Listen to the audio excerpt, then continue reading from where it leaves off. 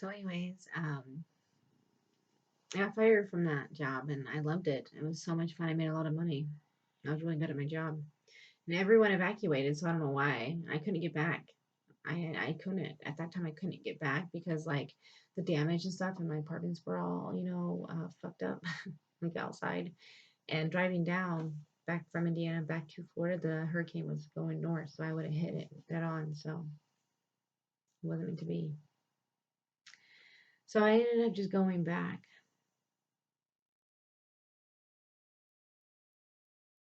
to file for divorce to get my shit and to figure it out. Lo and behold, when I got back, he told me his dad passed away, and I felt really bad. I felt really bad. I couldn't do that to this man. He just lost his father.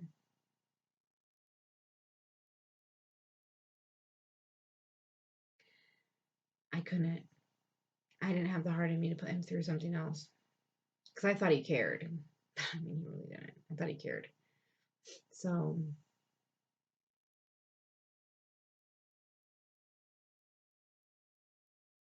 he had to go to Jordan. But you know what? The thankful thing was the year before his dad passed away, I actually worked my ass off and I paid for him to go to Jordan so he could go see his family.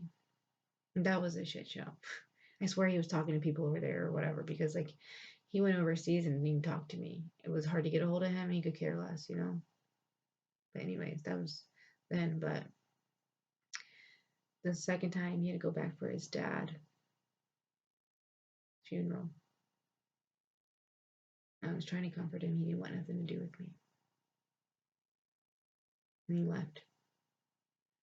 Went overseas to Jordan. I didn't hear from him.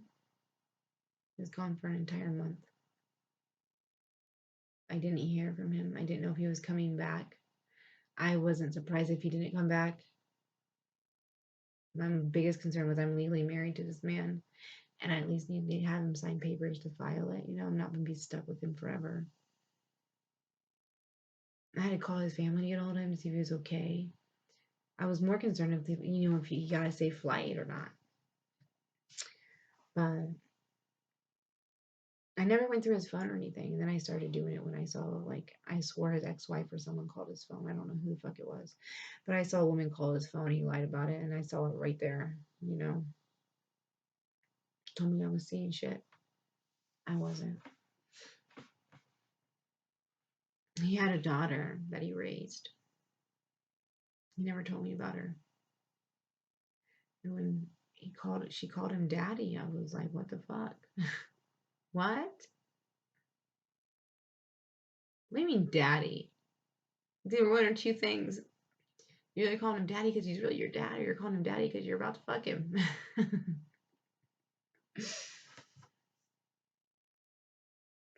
Let's just say that. So, anyways, yeah, I was happy. I was like, oh, you raised her. That's so sweet. She's not my daughter, but you raised her. If you raised her when she was little, doesn't matter how old she is, and you stepped in to be her dad when you were with her mom, you're her dad. If you're all she has, I'm not her fucking dad. And I'm like, it's not a bad thing. Why are you so sick about it? It's not a bad thing. Like, that's actually very good of you as a man if you literally are taking care of another woman's child and you step in and you become that father figure and you actually care about those kids. That's okay. And I never cared. So I was confused. Someone's calling you daddy and they're like in their 20s, closer in age with me, and you're telling me that you never cared. But then when you talk to them, you act like you care, you know? So it was really fucking confusing to me. His life, whatever, you know? So anyways, he goes to Jordan. I don't hear from him for a month. I end up landing a job and start working. Gymboree. I loved it. I ran the store eventually, but I loved it. My friend Maggie. It worked. It worked. Comes back from Jordan. He cries to me.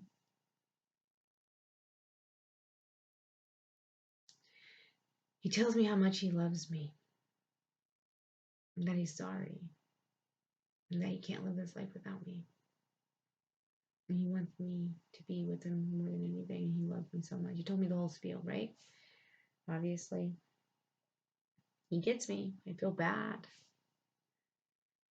Maybe he was just, maybe that's what love is. You fight through things. That's where the pain is, and you get through it, and that's the strong love at the end of the day. You take all that, and you guys work through it.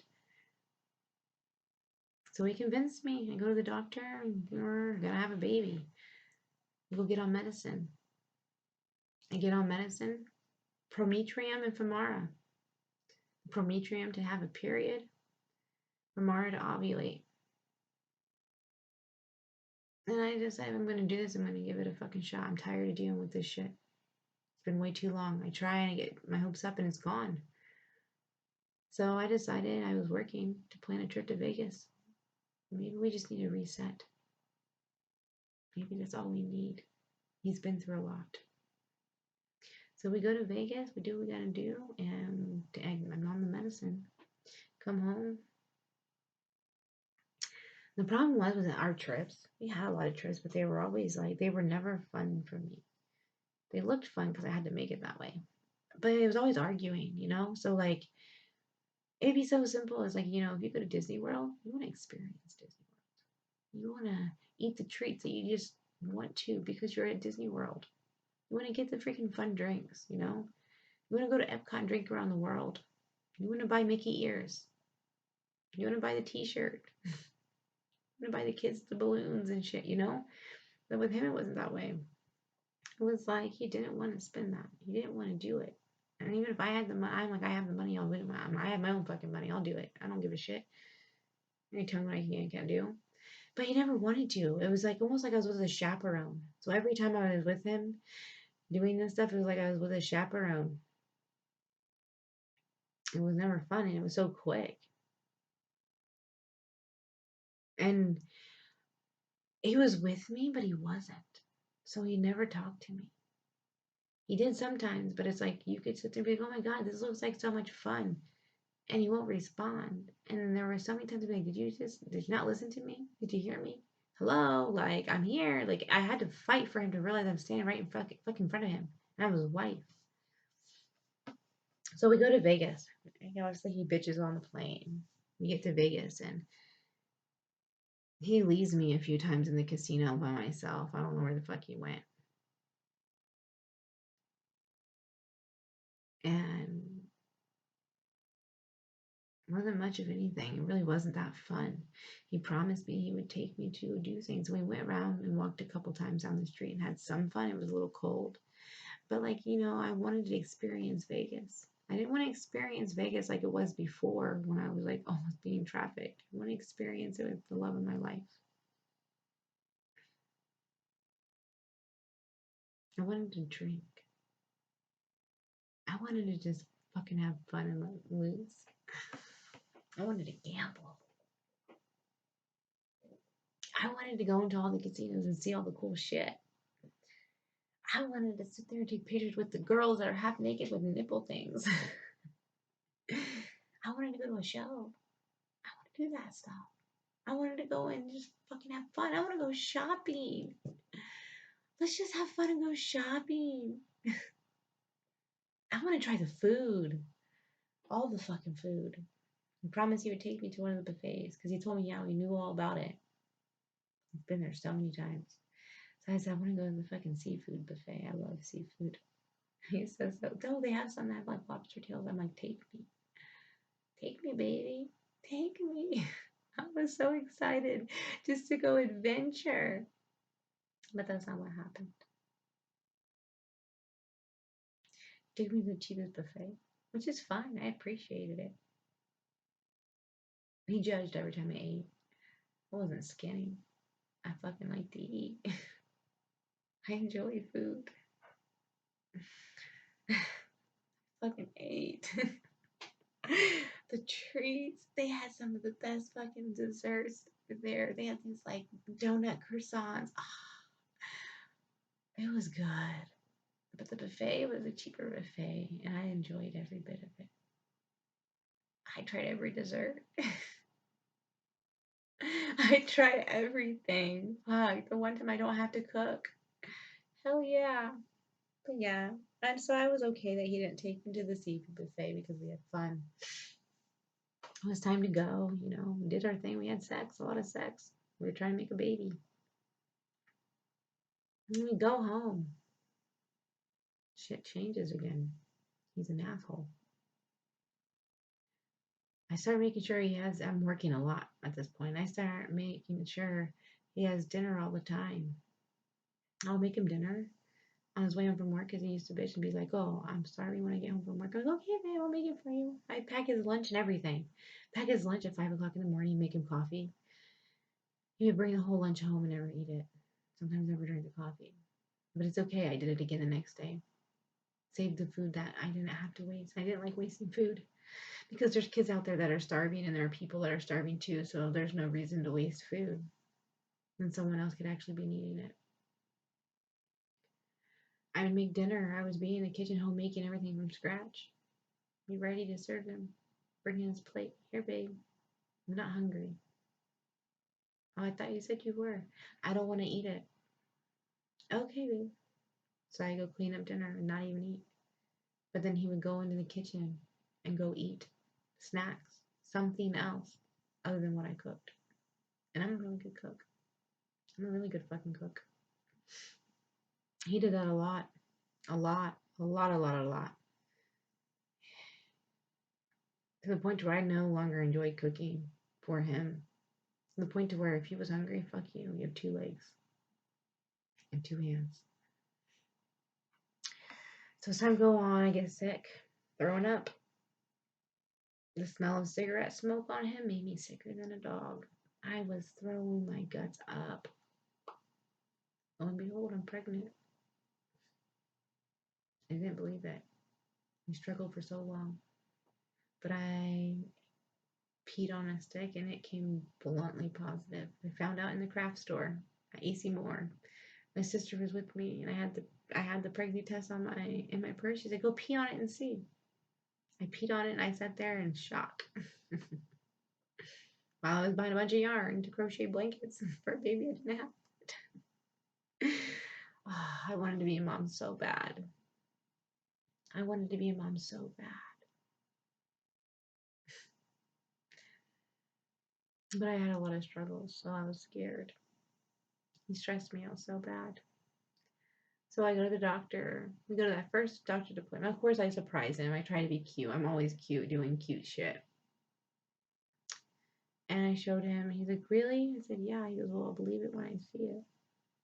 I said, "Okay. I'll make a doctor's appointment." Which I already had them set up because, like, I was on medicine.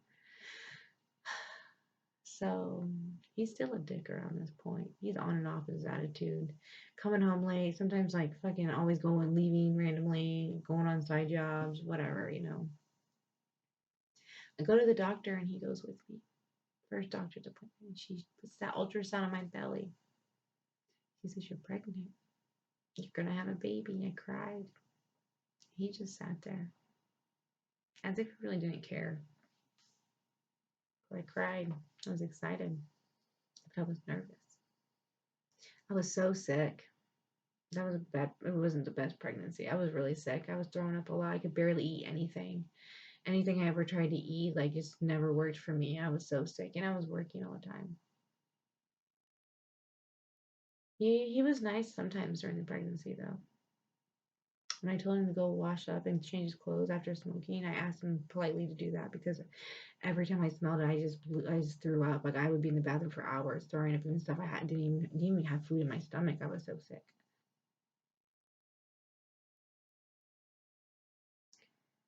But as time went on, as I got bigger, he never wanted anything to do with me but sex. He would give me things and just throw them down for show. But I was invisible. As my stomach started growing, he wanted nothing to do with me. Or it, is what he called it. I wanted him to touch my stomach. Look at my baby bump. He was disgusted. Look, you want to feel her kick? We didn't even know it was her. I knew it was her.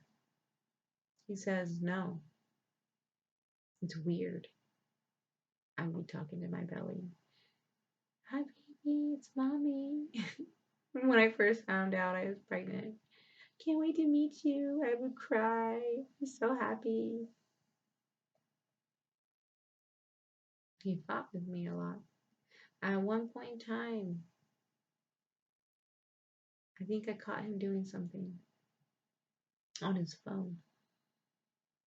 I wasn't even looking, but I think somehow it came up. Or maybe it was the schedules. There was one time where I asked him, like, I think one of the arguments would be like, I'd call him and say, "Are you okay? Where are you at?" Out of concern because he wasn't home yet and it's been a long time. I'm on my fucking way home. Why are you questioning me? I just didn't know if you got a car accident. I see on the news that there was a car accident on 75. Are you okay? Do you think I'm fucking around? I never said that. I'm asking if you're genuinely okay. Like you should have been home like an hour and a half, 2 hours ago. We don't live that far. I'm just making sure you're okay. Yeah, I'm fine. I don't know. There's a lot of traffic. And I think he was just pissed off, and when he got home, maybe that's what the situation was. But that was the story from him all the time, and that never fucking stopped. That was always the story.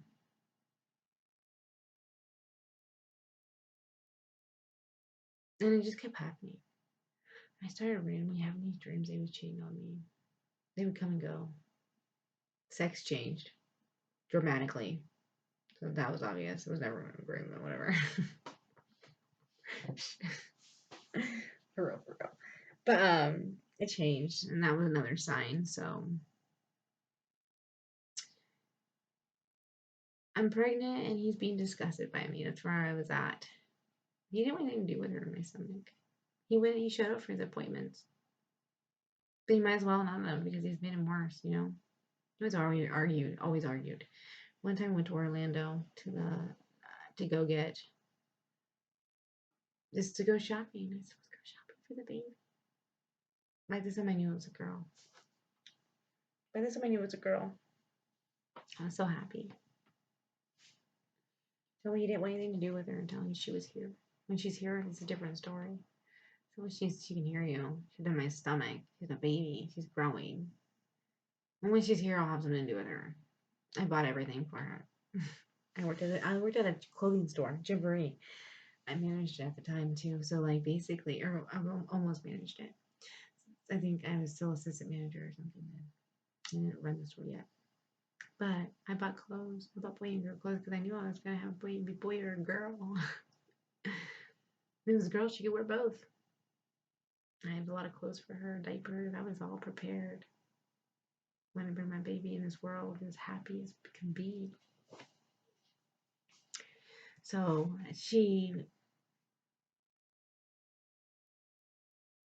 we were in Orlando. I wanted to go get these cute little trinkets for her, like an ornament for when she's first born for the Christmas tree. I wanted to.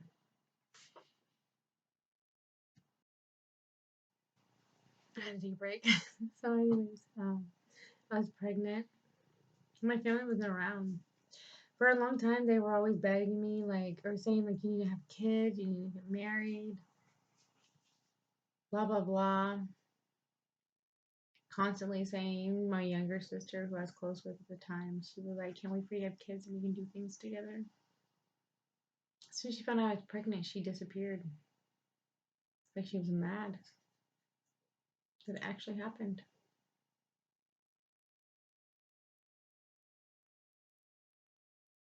My husband at the time, I felt so alone. I basically felt like I was having like a child by myself. I wasn't interested in anything.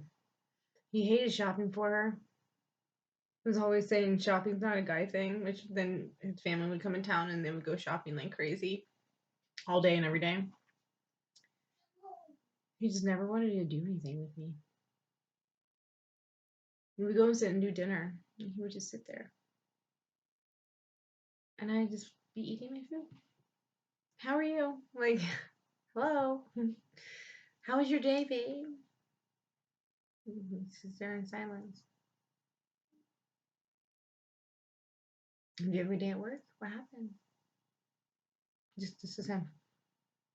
He looked in everywhere at everyone but me, and I'm right in front of him. Can you not hear me? Hello? Am I talking to myself? What? I can't hear you. No, you can hear me. You're just fucking ignoring me. all the time. I talk to him. I tell him he hurt my feelings, and he would tell me that I'm just being annoying. Stop talking. I don't like talking. But he had no problem sitting outside talking for hours to anybody else, you know?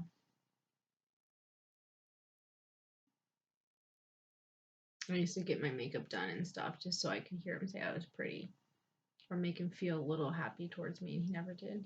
He looked right past me as if I was invisible. But by golly, when he needed sex, he asked for it. He didn't ask for it, he got it. That's what he wanted, right? That was his fucking fantasy. But during pregnancy, he didn't really give a shit. He got it when he wanted it, once in a blue moon. But once my stomach started growing, he was disgusted. He wasn't attracted to me no more. I swear he was sleeping outside the house. A woman knows when she knows. And I'm not that type that really gives a fuck. If that's what you're doing, that's what you're doing. Let me leave. Release me. I did the baby shower myself. He always bitched at me for spending money on my child or myself. But when it came to him, oh, if you spend money on him, that's okay. No one told him how to spend his money or what he could and couldn't spend it on. When it came to me working my ass off and being able to spoil myself and my child, oh, that was a problem. A big fucking problem. And so from there on, I was always fine. I did the baby like shopping by myself, all of it by myself. My family wasn't around, no one was around, no one even came in town. No one helped me with my baby shower, no one threw me a fucking baby shower. I threw my own. I made all my own food, did it all myself. Picked up my own furniture. I didn't even have friends around that time. I didn't have any friends then. My friend Lexi, what happened to her? Well, I found out she fucked my ex-boyfriend. The one that I really liked back in the day that did a lot of drugs with me. We had a threesome with. She swears up and down she didn't. The story doesn't add up. Because 10 years later, she reached out to me or so, and I ended up meeting her after my kid was born. She told on herself. She basically wanted my ex-boyfriend, and she fucked him. Because why were you at his house to begin with? Why would my ex-boyfriend call you to introduce you to a guy when you're nothing? You're not his type. I was.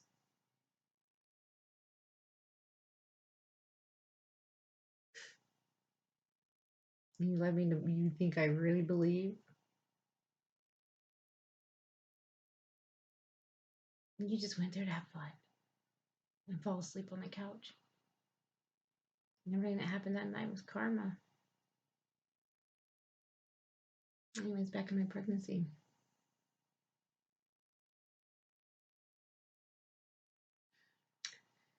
It was coming to the time of me getting induced. I love my baby.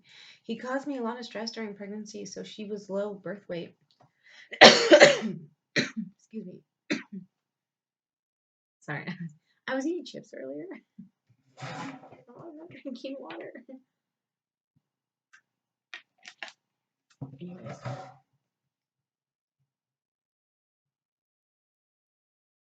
She, Haifa, my baby doll, she was really tiny. But I was really stressed during my pregnancy. I was working a lot. And I was really stressed because of him. Everything he did stressed me out. He didn't cover me at all. I thought someone who loves you, who's married to you, would hold on to you when you didn't feel well, rub your back, want to talk to your baby in your tummy and take the pregnancy pictures. And I thought the man that I married would want to take pictures of me.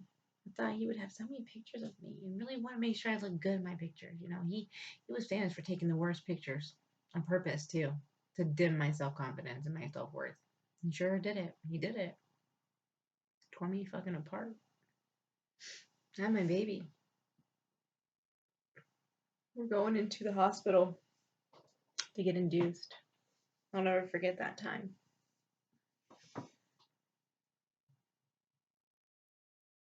Get all the medicine, And here we go, we're waiting. I start to become in pain, and he's laying across right at the end of my bed, but I'm kind of far across the room on a couch. And I remember I was in so much pain. So much pain. I was in back labor. He didn't get up once to comfort me. Not once. Didn't come over and rub my back. Didn't hold my hand. Nothing. He laid on that fucking couch and didn't get up. As if he enjoyed seeing me in pain, probably. He was famous for wiping a smile off my face so quick. I remember laying there and I was in so much pain. The epidural came in. They put that in my back. He was still far over there. Didn't even get up and help. I remember I was in so much pain. I was throwing up. And they gave me those little throw up bags. And at one point in time, I was like, I couldn't find it because I was so dizzy from the pain. And he's just sitting there across the room, not even getting up to help me. Seeing I was struggling to hold my throw up in my mouth, looking for the bag, tied to all the shit. I mean, if anyone's gone through birth, they know they're tied to the machines and shit. So trying to get up to find something is not gonna happen. You're gonna move everything. I remember I hit the button. I ended up hitting the button on accident or something. The nurse comes running in, and she grabbed the bag just in time for me to throw up. And at that point, I saw her look at him like, you fucking prick. They didn't like him.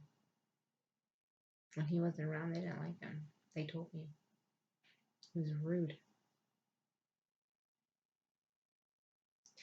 We have a beautiful little babe. He's in this world. That moment, I'm like, I'm a mom. I look down at my little baby. I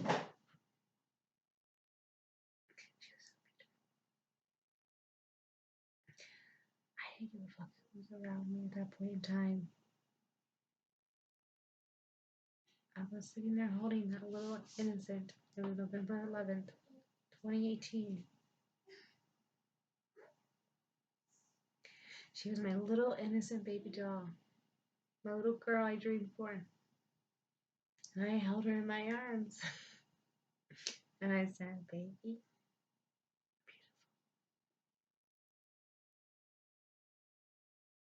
Mommy's gonna protect you. Mommy's gonna love you forever.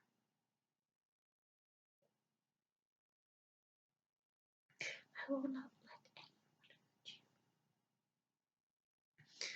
I love you so much, and I will give you the fucking world.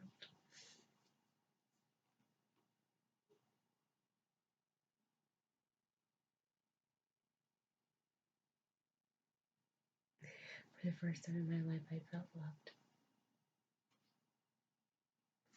For the first time in my life, I felt needed and cared for. I felt important. I felt like there's a reason to be alive. Fuck everyone else.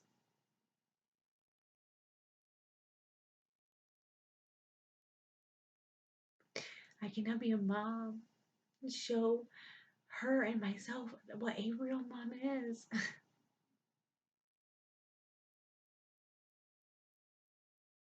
I finally can give my love to somebody who's going to appreciate it.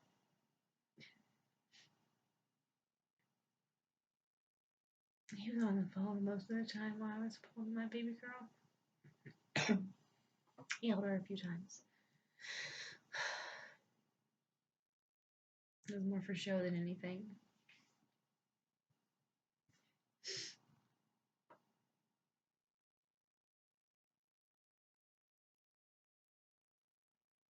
More for show than anything. He didn't even ask me if I was okay. He didn't even care. At one point, Haifa was crying on the changing table by herself because the nurse thought he was standing there, so she walked away and he left her crying cold. I remember screaming at him, "What the fuck? Don't leave your child by herself." because I was tied to the bed. I couldn't get up. So then they put us in a room. It's time for us to go to our room. I remember, and then we get there. He says, "Where's my bed?" I don't have a bed. Where am I supposed to sleep? That's what that chair's for. That's not comfortable. Seriously. And I told him, "You're not going to ruin my experience with my child. I just had a fucking baby. And I'm going to be here with her, and you're not going to make it negative tonight. You're not going to make it, you're not going to ruin my day. You're not fucking doing it." Exactly what I said to him. Our child hasn't even been in this world 24 hours, and you're already bitching. You're not doing it. I said, if you really feel like you want to go home and sleep, go home. He did. He didn't want to stay. He didn't show up until late afternoon the next day. That fucking hurt.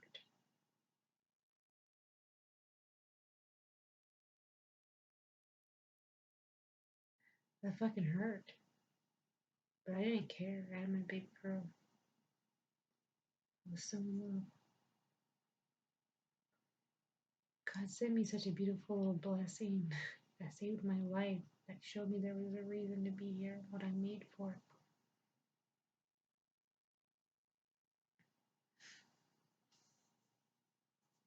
Soon after that, we went home. Shit got even worse. He started making more excuses, showing up late after work all the time, saying he had all these side jobs and working overtime, but he never had the financial money to show for it. If I needed anything from him, he made me beg like a dog. I had the insurance and everything. I ended up having like paid leave to be with my baby. And then what happened was I got the call that my store was closing. The whole company was. So I went back for a couple months and closed the store and was able to take her with me. And then I had a babysitter, Gabby. She's such a sweetheart. She's the sweetest. She has two cute little boys now. She's a really good friend. But anyway, I closed the store and then now I don't have a job. He says you're made to be a mom and you have wife duties. So stay at home and I'll take care of you. Don't worry. I didn't trust him. I didn't trust him because I never let him take care of me. I always worked and I always provided too. And I always paid shit up to date. And I was always taking the wrath of everything, you know?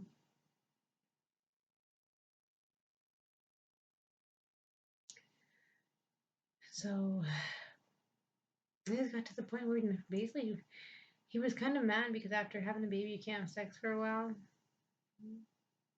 And he made it known that he wasn't comfortable with that, as in like he didn't like he was mad that he couldn't have sex right away. He had to wait. I was breastfeeding too. That turned him off. He didn't like that. That milk came out of my nipples. He didn't even like my body. He didn't like that I had a baby.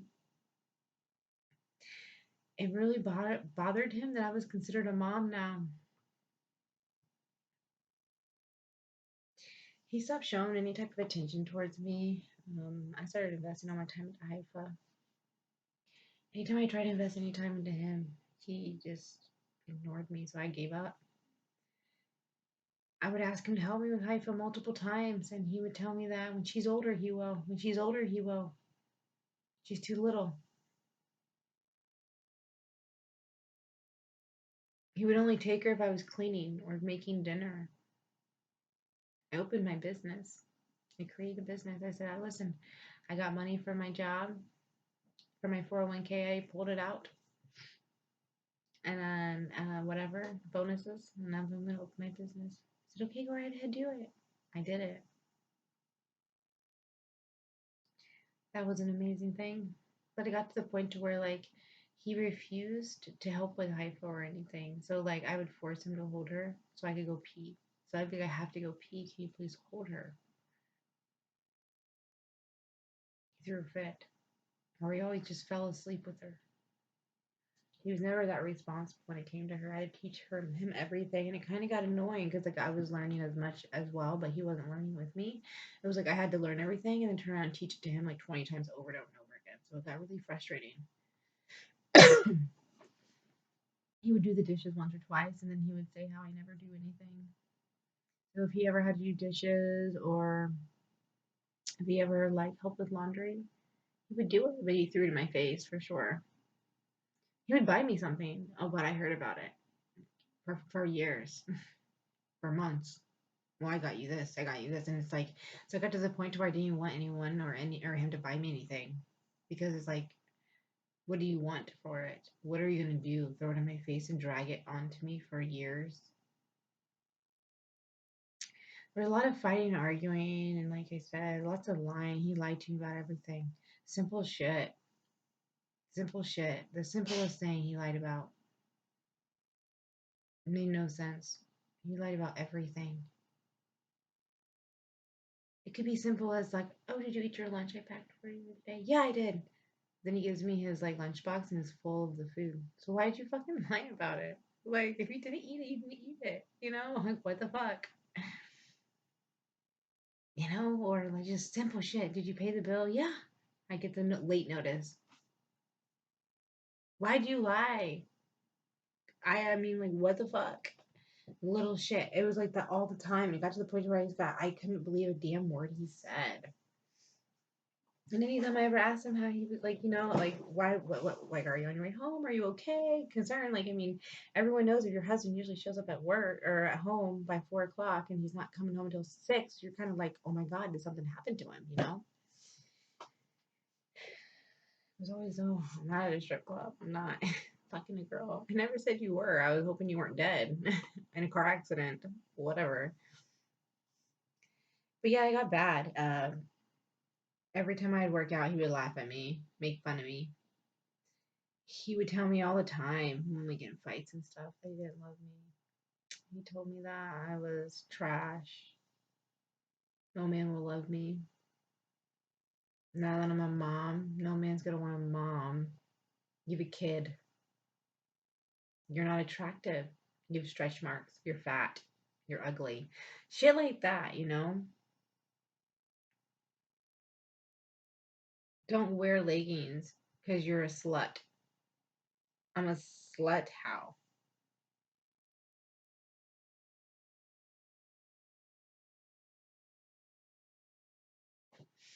It never really made any sense to me.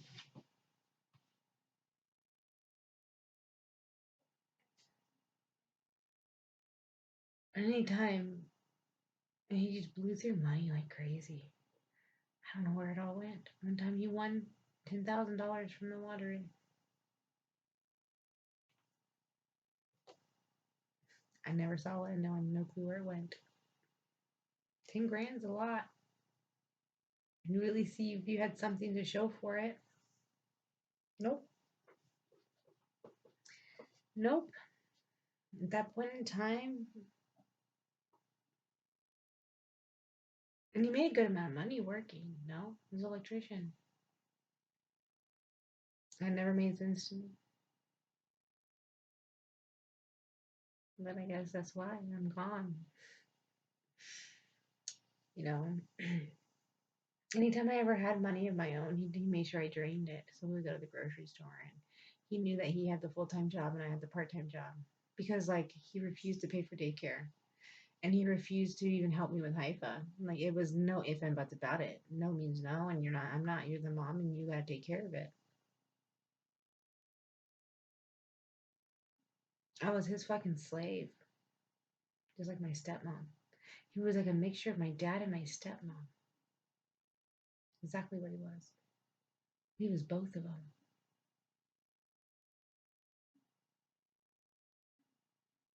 He knew how to take my worth away from me, make me feel hate myself, make me feel so disgusting, make me feel like no one's gonna want me, make me feel so ugly and invisible and alone. And at the same time, he made me fucking slave for that fucking house. Cook for him, clean for him. I barely ever sat down because I knew if he came home and the house wasn't clean, he would be fucking a dick. And he wasn't a clean person. I was the OCD one. But it got to the point where he was just a dick. If I wanted to take time for myself, I would go on a girls' trip once a year. Towards this, I was married just like 7 years. So like towards the last 2 years, I went on a girls' trip. I had friends once in the last 2 years before I left. You know, that was fucking hell. He fucking was bitching all the way there, and when he had to stay with the baby for 24 hours at the time, he bitched when he picked me up. Or when I got home or some shit. Always fucking ruined it. Anytime I had any fun, he fucking ruined it. I could literally come home and say, I won $1 million. He would look at me and say, you're a fucking slut. Okay, like, thank you for trying to put me down. And there was one time in the bedroom. Shit changed. You just know. You just know. When certain things happen, and then all of a sudden something's different, you just know. But I just didn't fucking care anymore. At that point, I was just like, fuck it. No one's gonna fucking love me. No one's gonna fucking love me. I might as well just settle. I'll settle for this fucking breadcrumb shit. I know I'm worth more. Fuck it. What's the point? I have a kid and I'm too scared to leave because I don't want to damage my kid. I don't want to break her family up. What are people gonna think of me? I left my marriage now. I'm a single mom. Can I even do it? He had all the control of the finances at this point.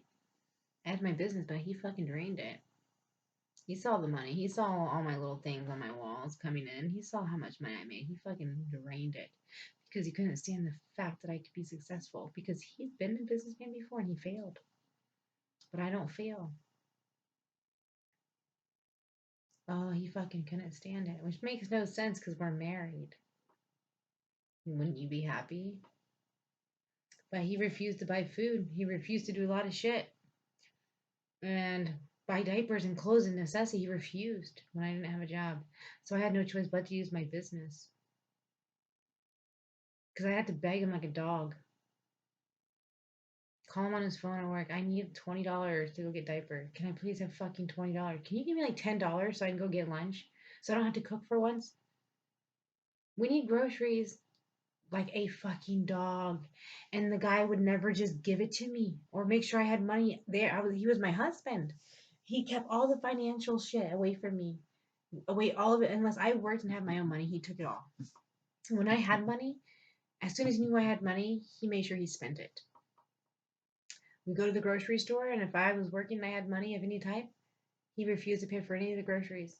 So I would put my card on pay, and I'm his wife or whatever. Some bullshit. When I needed something because I had nothing, he would bitch and bitch. He would literally, I would be highest doctor's appointments like $139. He would send me $139. I would go to the doctor, take her there, and I would pay it. And then 2 days later, he'd be like, I just gave you $139. What the fuck? You just blow money like crazy. Are you fucking kidding me? That was for her doctor's appointment. It was exactly 139. So here's the fucking receipt. I always had receipts. I always proved myself. Or if I needed diapers, he would send me just enough for diapers. Nothing extra. Here's your $50 for diapers. Okay, well, with tax, it's actually 52 something. So he'd send me 55. I would get the diapers and he would bitch at me. You spend so much money. Diapers. He always did that shit. Always. And I got to the point where I worked so fucking hard that I used my money to buy fucking all the houseware and make the house better because I needed something to be happy about, you know? And he would bitch about that, but that's extra income, honey. But that's extra money. My income was completely extra because he had more than enough to take care of all the bills and whatever else he wanted for himself. But by him saying, like, I spend so much money, I was spending all this extra money because I was fucking working. He didn't do shit. Realistic, he didn't do shit. He took care of the bills, but I could have done it too. If he would have watched Haifa. And he knows that. So anyways, it got to the point where we were fighting all the time. And I just fucking couldn't stand him. I cried and I cried and I cried and I cried and I cried and I cried. I was mentally fucking done. I checked out mentally. It's time for the physical shit. Time to move. He just picked and picked and picked me apart. He never fucking stopped. Never fucking stopped. He would walk by me in the house and not even look at me.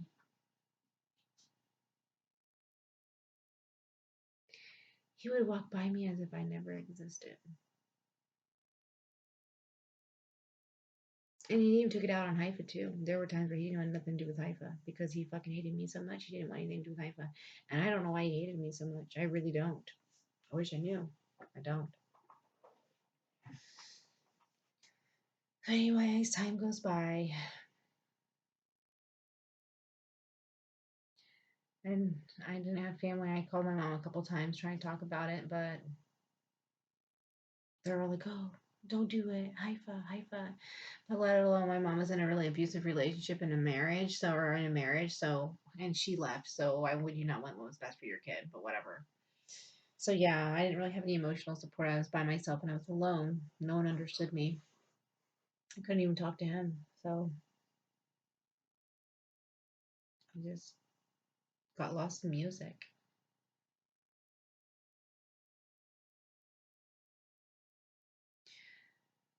I started working at Target and I started working the nights, saving money to move. Every day I heard, you're fucking trash. I'm going to throw you on the street. Everyone's going to think you're a whore. Why? I've been married and having sex only with you. What the fuck? Nobody likes you. Your own family doesn't like you. And then he digs into my past. I didn't beat you.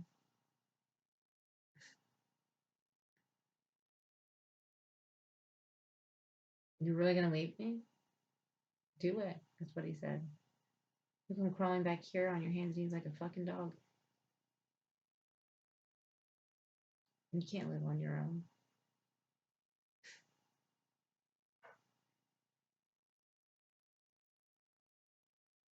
Every fucking day he said it.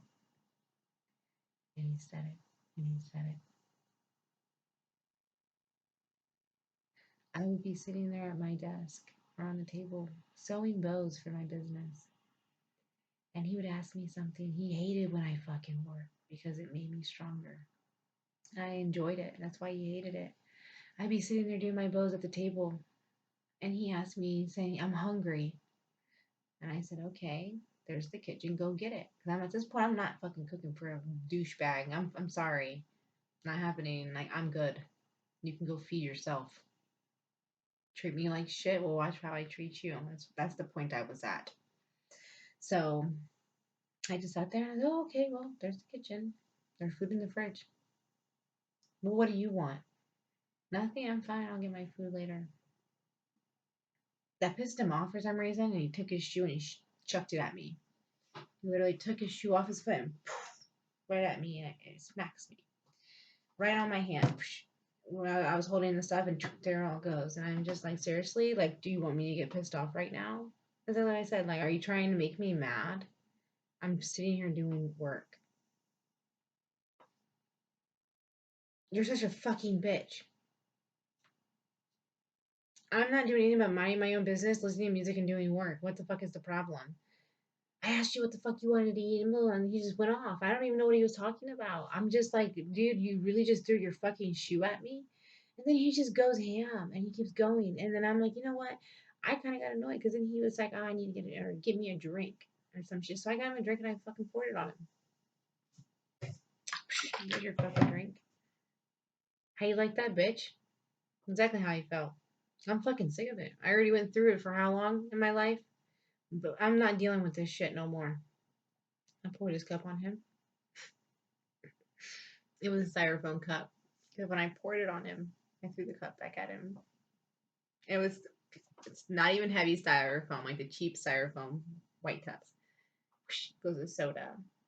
There was probably a little bit of ice in there. I don't really know. But anyways, I did that and then I threw the cup at him. Like tossed it very lightly and it barely touched him on the forehead and he freaks. Oh my god, my head's bleeding.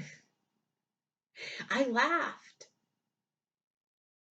What else do you do? It's a styrofoam cup. Like, you fucking threw a shoe at me, so I dumped your fucking cup on you because you're like, go get me a drink. Like, I'm fucking not your fucking slave. Fuck off. That's how I felt, you know? I got to the point where I had enough. Fucking had enough. He freaked out. My head's bleeding. Sit there and like, where? He goes, looks in the mirror. It's not bleeding. Oh. And walks away. Like, it was so stupid. Anyways, so he gets even more mad that night. Really fucking mad. I'm just like over it, you know? Gets in my face. Pushes me into my office. Fucking pushes me. I was trying to get out of the house because he was being a bitch. So I was trying to get out of the house with Haifa because I would always take her and go in the car, me and her would drive around for a few hours or go get like something to eat. Because if he's a dick, I don't want her in that atmosphere. So I was trying to just grab her and leave when he started being a dick. But what happened when I went to go grab her, he got in front and between me and Haifa and he pushed me into my office. Get in there, you fucking dog. What? You heard me, you stay in there, you fucking dog. And he tried to close the door. I pushed the door from I held the door from closing or something. That pissed him off. And he's in my face screaming so fucking close, like my dad. Just like my dad. He's calling me names in Arabic. Brad, tell you that part. He speaks Arabic too. So when he's mad, he cussed me out in Arabic. That's how much of a pussy he was. He couldn't face me in real words. But he cussed me out in Arabic. He was saying English, I can't stand you, fuck you. And then in Arabic, he would go on and on and on. I don't know what the fuck he was saying. He would talk to women in Arabic and right in front of me. And there was one time I told him, don't fucking do that. It's rude. I don't know what you're saying. And I was laughed at in Jordan. One of the girls asked me why I look skinnier online. Bitch, why you look ugly? Like, not in a mean way, but fuck off. Right? That's how I felt. I went to a whole other country and people are still trying to be fucking rude. I will never forget that. And I had such a problem because like his family was like always on me. Why can't you teach Haifa Arabic? Why don't you know Arabic? Why did your fucking son not teach it to me? I'm his wife. I'm not fucking Muslim. I appreciate who he is. But he never appreciated who I was. So how am I supposed to know? I'm not Arabic. Teach me and I'll learn. Going to Jordan to meet his family was a shit show. He actually took us. I actually helped pay for us to go there so I could meet her other family. And when we went to Jordan, he promised me that he had everything set up because that's where he lived. And we got there, and I'm a mom. I was breastfeeding. And I had a newborn. I had a 1-year-old baby. A baby. We go to Jordan. He puts me in this tiny ass apartment. I don't care how little it was. The problem was it was ran down. It looked like someone lived there and moved out. It was disgusting. The bathroom looked like worse than a bus stop bathroom. The fridge didn't even work. There was a rotten fish tank in this place, and he thought that was good enough. Like, are you fucking kidding me? You're about to put. I don't give a shit if you don't fucking care about me, but you're okay with putting your child here? It's not even fucking clean. She crawls.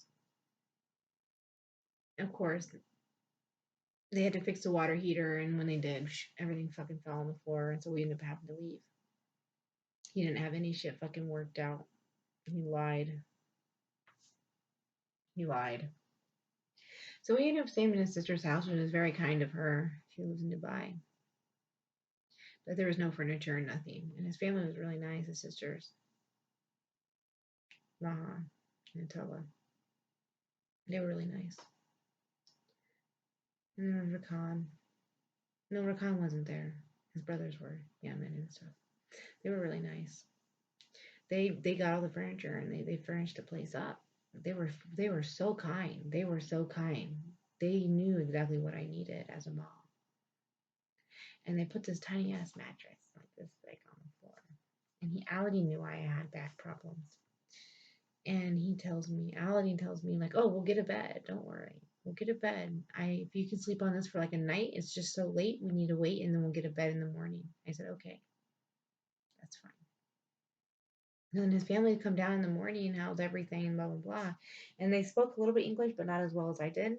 So Aladdin had to translate in Arabic, what I was saying. And I remember uh, he would embarrass me in front of them. He would look at me and say, is this not good enough for you? I said, I'm not sleeping on the floor. No, we'll get a mattress. We'll get like a bed. He never did. And after his family left, actually, he told me that was their culture, that they sleep on the floor. So I was respecting them, by the way. Because he told me that's how we sleep. That's our culture. You're fucking ungrateful and you're rude. Like, it was on the floor. Like, the mattress is literally the size, the thick of this book. It was on the floor. So long story short, he would do that a lot to me in Jordan and make me feel embarrassed. And he'd be like, this is not good enough for you. Or he would speak Arabic in front of me and laugh. And then, like, not even people would be talking to me in Arabic and he's supposed to translate to me and he wouldn't even do it. You know what I mean? He was just fucking rude. He yelled at me all the time when we were in that house. And I was like, dude, we just got off the plane. Your baby needs to eat. Haifa lost a lot of weight there. She was actually got really sick. Her doctor was concerned. But he didn't fucking care. He's like, when people invite us over, we gotta go, we gotta go, we gotta go. I said, no. At one point, I said, no. I'll stay here and feed my baby. I'm not even producing breast milk. Because I'm so stressed out right now because you're fucking not even listening to me that you're putting your daughter's health at risk. I said, no. I ended up staying. I had to sleep. I was tired. He never gave me time to get dressed. He made sure I looked like shit every time I walked out because he made sure he never gave me enough time to get ready. He always did. He would literally be like, we gotta go. And I'd be like, dude, I'm not even dressed. He's like, get dressed, let's go. They're outside waiting. You know what I mean? Stuff like that. I remember we were outside and he didn't give a shit. They smoked cigarettes and that was my one rule. Do not smoke around my fucking child because she's young and she doesn't have. I might smoke, but I don't smoke with my kid in front of me. I don't smoke on my child in the same place area. And they were smoking their cigarettes. My kid would be right here on my lap and they would literally sit right next to me, light a cigarette up right next to me. I'm like, are you fucking kidding me? There's a kid right here. Are you that inconsiderate? That's exactly how I felt. Are you that fucking inconsiderate? I don't give a fuck if it's a hookah and I don't give a fuck if it's a cigarette or what the fuck you're smoking. If there's a kid next to you, you don't fucking smoke or you walk the fuck away because that kid did not ask to have that in their lungs. It would fucking piss me off. But they didn't speak English, so I couldn't say that. I had to sit there and be kind and I had to be respectful. And I would tell him, hey, I need to go. It's 4 o'clock in the morning with the baby and I'm not sitting here and smoke. Sometimes I need to move. We need to go. He didn't fucking listen to me. He didn't give a shit. Haifa was a prized possession for him to show off, and that was it. He didn't give a fuck about the fucking safety of her. And then I remember that's when we were at his brother's house or his sister's house, and one of her friends comes over and sits down to talk to me. She doesn't speak English, so she sits down and she says something. I don't know what she said, and I could tell Aldi's sister was uncomfortable asking me. And then she starts laughing. They all start laughing. Just like that. Fucking annoying, honestly. And I said, what? She wants to know why you're so much skinnier online. What pictures are you looking at? If you're looking at when I was 21 years old, because of course I was fucking skinny. Duh. I just had a baby. And then they laugh. What happened? I just had a baby. Well, I know they're getting their karma. And that hurt my feelings. And Melody didn't say a fucking word about it. It was fucked up. It was rude. And they went, oh, I did not mean to. We love you so much. You guys don't know what love is. We love Haifa, but you don't ever talk to her. Aladdin will prize possession her. She's just like Aladdin. I mean, he's just like, they're just like him, you know? They don't fucking care. Her dad barely is consistent anymore, you know? This is what it is. So anyways, that was the trip to Jordan. That was shit. And he fucking just, Never again. That's how I felt. I said never again. As soon as I left there, I played my part, put my face on, I fucking left there, and I was like, I'm not going back. I'm not going back unless I'm going back with a man who can fucking show me the world because I'm not having that experience again. I didn't even get to fucking experience anything. We were basically just trapped in a house the whole time. We went to he would go take me to go see some like stuff and we barely even travel inside. We would like literally stop and see it, take a picture from the outside and go. So yeah. And he just it was some stupid shit. So anyways,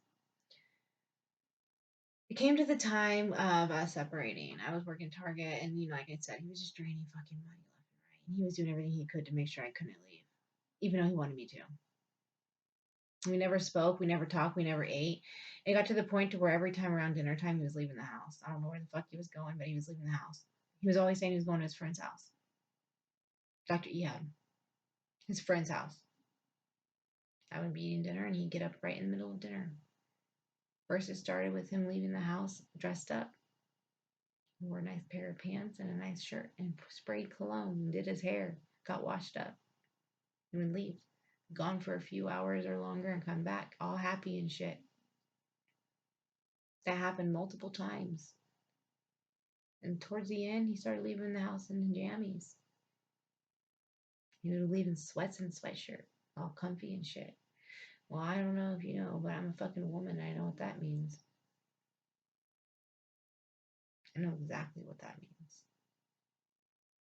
You're still seeing the same friend, Dr. Ehab, doing side work.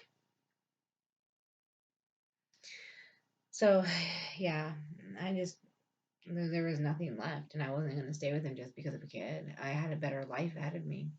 He didn't want to work on anything. He told me owning a house is not realistic. He said that I just want too much in the world.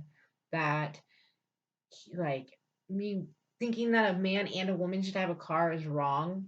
He never believed, he thought, like, I was being such a brat because, like, I was, like, usually, like, the man has his own car and the woman has her own car. Like, I'm the mom. Like, I should have my own fucking car. I should never be left without a car because of an emergency. I have the baby. He thought that was fucking ridiculous. He thought it was ridiculous to even fucking own a house. But yeah, we moved like 3 times, 4 times. We were in a fucking apartment he was okay with. But I'm like, we're gonna move to a house. And I made sure I found the house and I made sure I paid to move into it. Because we had a baby and we needed something bigger. And then unfortunately that house got sold for out from underneath us because we were renting. So we had to go find another house. That took forever. I found one, got the money for it, and we rented it. Don't you think you want stability?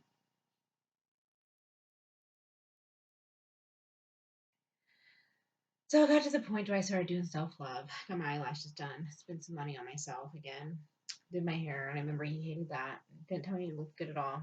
He was more pissed off that he was stuck at home with the baby for however many hours it took. Whatever. And then it just, we never talked. We just never fucking talked. And he was answering the phone to people. I swore he was talking to other women. Just being a dick. Just fucking doing everything to tear me down. And I got to the point where I was just like, what's up?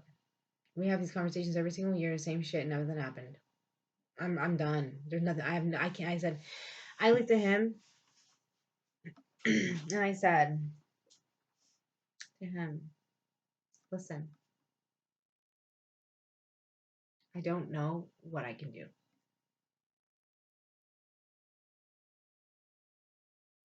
I have given you my all, my heart, my soul, my love.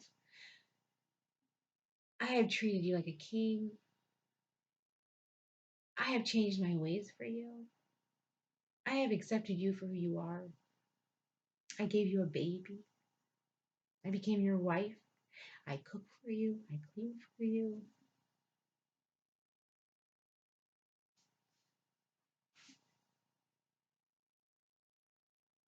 I've given you everything in my life. I have done everything I can to make you happy.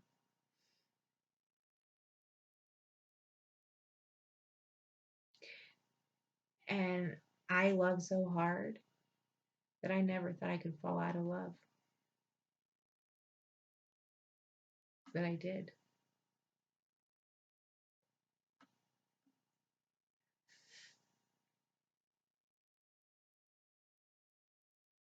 So we have a baby. I sacrificed my body for you.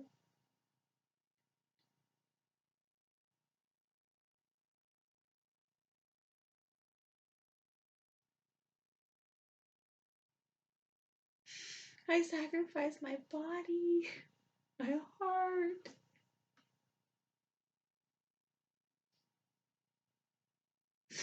I gave you so much love, but nothing's enough. I have nothing left to give. I'm all out. It fucking hurt.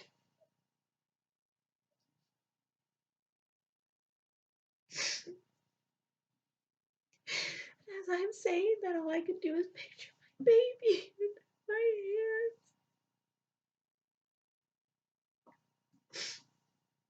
Tell her, I will protect you.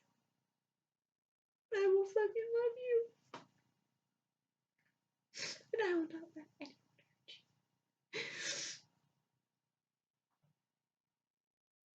And I told him that, and I was crying. I was like, what can I do to save this marriage?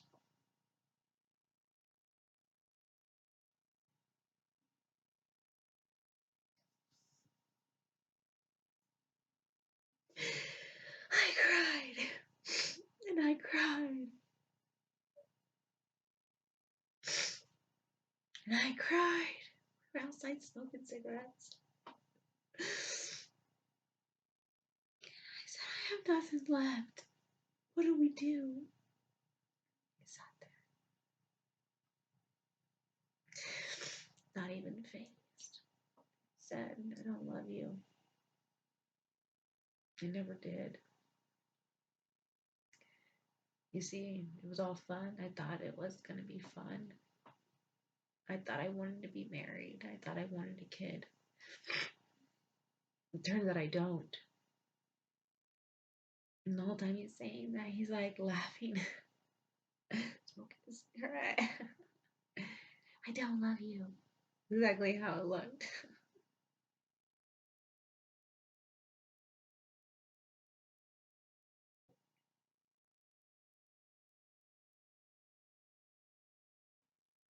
And the hardest thing is he laughed about it, you know?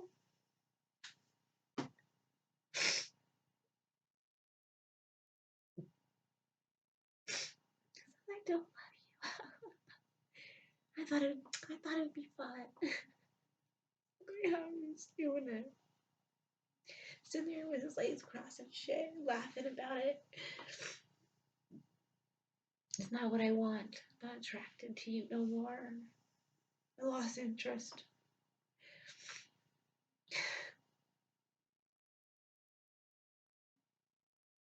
All I can think about is Haifa. All I can think about is my baby girl. She doesn't think anything. She loves her mom and her daddy so much. But I forced that. I forced her dad and her to have a relationship. That was my fault. Because if I would have just let it go, he would have never even had a relationship with her because I was forcing it every day for him to learn how to do things. And dude, I was forcing him to be a dad.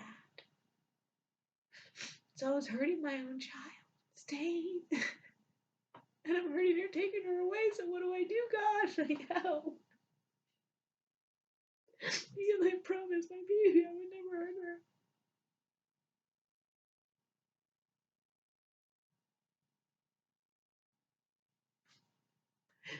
And that was the hardest decision of my life. I looked at him and I said, okay, thank you. a switch went off in my mind at that point in time. I said, thank you. You finally gave me closure. He looked at me. What do you mean? That's all I needed. That's all I needed. I know I gave it my all, and you just didn't give a flying fuck.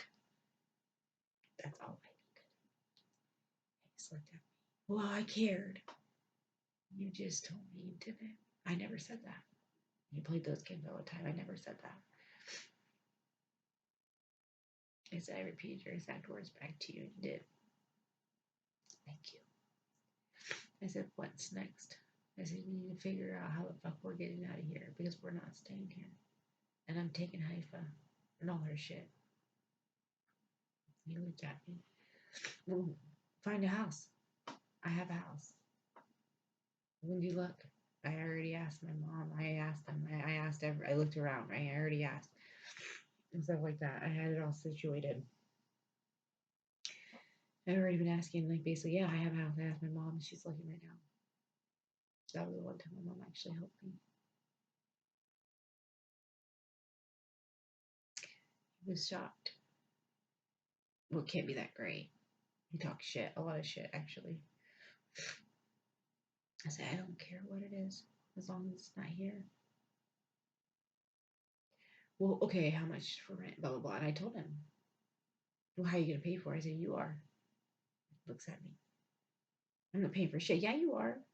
I'm your wife. And you want us out, and you just sat there and used me for 7 fucking years. And you sat there and played games with me for 7 fucking years. You're going to fucking pay for it. And you know, the whole plan of the stuff was like I was going to work and get a car and all that stuff so I could work and not have to have him help. But he had all the money, so I had no choice at that point. He said, we'll get it all together and we'll see. So it took me a month to pack the whole fucking house. And as I was packing, he was so happy. He was already planning on what he was going to do with his daughter's room.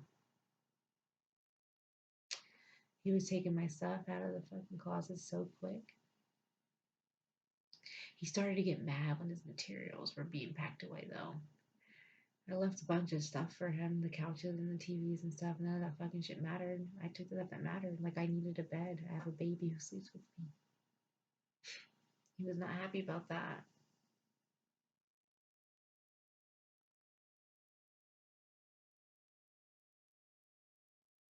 Not happy about that. I took a dresser because I didn't have a dresser here. I need one for me and Haifa. And some other shit that he doesn't even use. It was all about the materials. And he was so excited for us to get everything out. He was so, I'd never seen someone pack a U-Haul so quick in my life. And it wasn't me. He was packing it for me, and I was shocked.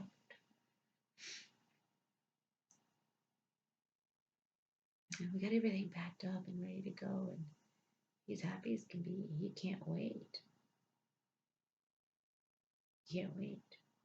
We discussed the car situation because I'm like, I'm a mom. I have a baby. Her safety. We're in the middle of nowhere. He says, yeah, I understand. He said, we're going to have to go, and when we get there, we'll look for a car. Remember, he won $10,000 from the lottery, and with all the government shit you get back, he got it. So he had the money to do it. It was our money, honestly, or whatever. We got here, and he was gonna leave the car at first. Which the car, I had a car in my name, in his name. We both got a lease, but it was on both of our name, and he needed me to help him, so he can get rid of a car. And he took that car behind my back to the dealership, and leased, turned it in somehow without me signing, and leased another one just in his name. So that's where he got me. So that car technically was my car, but he put it only, like, he got that new car in only his name. I don't know how it happened, but whatever. I don't know. I never signed shit, so it is what it is. But that car I was supposed to bring with me, and that was supposed to be what I used to get to and from work, to go to the grocery store and take Haifa to like a doctor or something. We get here. I mean, the trip all the way here, he was fucking bitching. whining and bitchy all the time. We get here, and I think it hit him that we're gone. So the first night he freaks out. Very first night he freaks the fuck out because we had to go to the store. We had no food. We had no groceries. We had nothing. It was a brand new house. Not a brand new house. I'm renting, but like we're moving. We didn't. He took all that stuff. We had to get all new stuff, and that pissed him off. He didn't want to do that. I took his fucking credit card, and I'm like, "You're gonna fucking do it. I've had enough." So I did it. It was only like $300-400 breadcrumbs, honestly, compared to what he put me through. But anyways, he was mad, and I think it hit him. So I forget what happened, or he was mad that I got stuff in my house, food and shit. So he gets in his car that he's supposed to leave here and drives, starts going back to Florida. Calls me crying in Indianapolis. Can I please come back? I never told you to leave. He said, get out. I said, I told you if you're going to come in my house, because this is my fucking house now, and scream in my fucking face, you can fucking leave. And you said, I'm leaving. So I said, okay, whatever. Like, he got mad because it's my house. Reality hit his ass. It's fucking happening. And he cries, gets all Indianapolis and cries.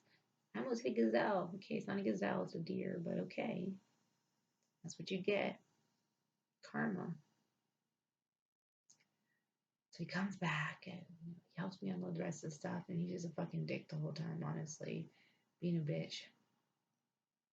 Trying to kiss my parents' asses when they don't even know him. No one knows him. I didn't talk to any of my family for years. I only like once in a while. I mean, one of my younger sisters tried to say I slept with her boyfriend, and that's hype as dad. Like, are you kidding me? I took medicine to have a kid. It was all fucking doctored, and you're gonna try to pull that fucking shit on me? Get out of here. You know? I had to drink some water. So, anyways, yeah, family. I didn't even trust my mom moving here. I already knew she was gonna do some shit. She always does. But yeah, so we moved here, and that's where my journey began.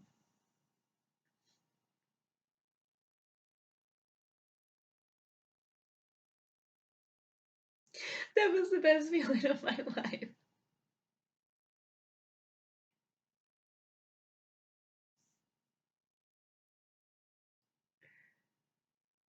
The best feeling of my life. Moving out of that toxic fucking house. It wasn't easy. It was hard. It was so hard. But I'm telling you, if I got through all that shit, I'm not fucking stopping now. I'm not fucking stopping. The funny thing is I left, he left, and he kept nagging. He nagged every fucking day. Every day he would call. He wouldn't really, actually, he never really called every day. Because he never really cared to talk to Hype. It was always, he wanted to talk to me. And I allowed it because I was so weak. I didn't know any better. He called me every name in the book. You fucking did this to yourself. You're a fucking bitch. You're gonna crawl back to me like a dog, and I'll throw you on the fucking street. I'll make sure you starve. He was fucking sick.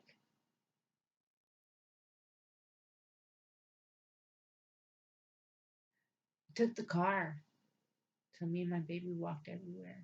We're in a tiny ass town. There's only a gas station and a Dollar General.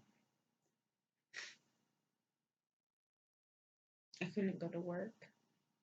And he knew that. He knew if I couldn't go to work, I can't provide for my baby girl. He knew that. He tried to do everything he could to knock me down. He tried so hard in the old house. I was so out of, like, I was literally like, if I don't get out of here, he's going to fucking kill me mentally. And now that I'm here, he's trying to take everything from me. Why? I don't know. Because I would never wish that upon him. I would never wish that upon anybody, not even my worst enemy. Enemy. Enemy. Is that right? I would not wish it upon anybody, actually.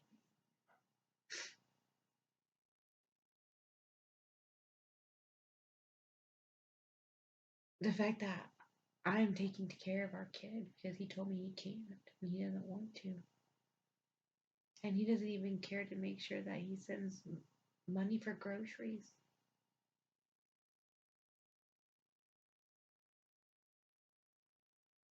Instead, he'll send a toy.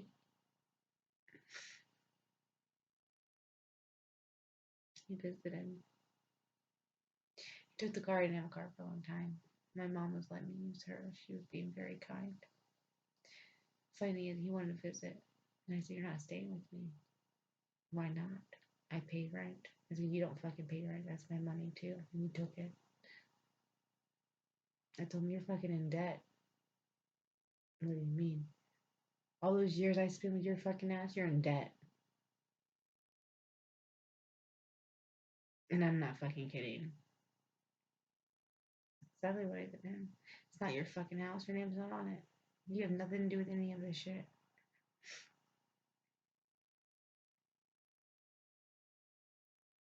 He wouldn't pay my bills. Whenever he sent the money, he made sure they were always late. Not surprised. That's how it was when we were married. But I was working, so I could catch him up real quick. He took the car, like I already mentioned, so we walked everywhere. And when he wanted to come visit, he wanted to drive here. But I was like, "You're not staying with me." And he got mad. So my parents, my step parents, my mom and stepdad, reached out to my ex husband and offered for him to stay at their house so he can see his daughter. It's a 50-some-year-old man. Get a fucking hotel. They offered to let him stay there. I met a guy that weekend, went on a date. They were pissed. Why? Because I was smiling. They didn't invite me to go to the cookouts. And they act like I was the worst thing in the world. They were best friends with my ex-husband. And the funny thing is, my ex-husband hated them. When we were married and in that fucking house together, all he did was talk about he didn't like them. He called them white trash like me. They were embarrassing. He was too good for them. He could care less. We never visited him because he was too good for you guys. That's what he said. He thought you guys were gross. White trash, like he called me. But you let him in your house. Sleep in your beds. In your guest room. They favored him over me. And I remember and the funny is I didn't have a car, so I was stuck in my house for however many months. But they never invited me to go to the zoo or go to the cookouts or have fun. I've been here being a mom and working and struggling, survival mode since I moved here, and I'm okay with that because I'd rather be like that than in that fucking house with him.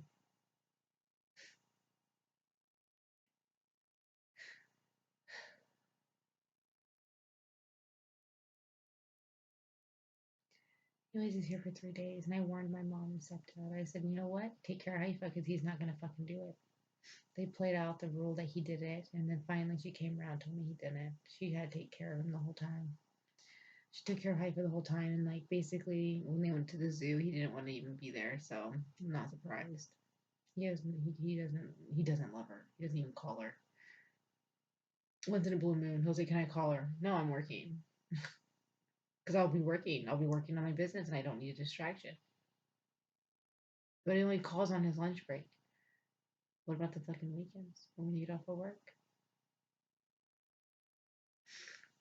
Not my problem. So, anyways, we don't see him again And then there was one time I needed him to come here because I was working. And I needed a babysitter. He refused to help me in any type of way, honestly. My mom was letting me use her car, and I started working at a gas station. I was happy, making money.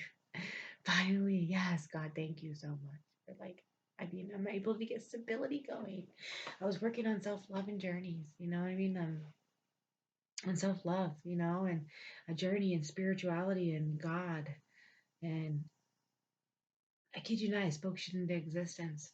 I remember sitting on the couch before I left him in Florida, and I said, listen, I'm going to find me a fucking man that's going to love me. I looked at him dead in the eyes. This is what I said. I need water for this. I've been talking for a long time.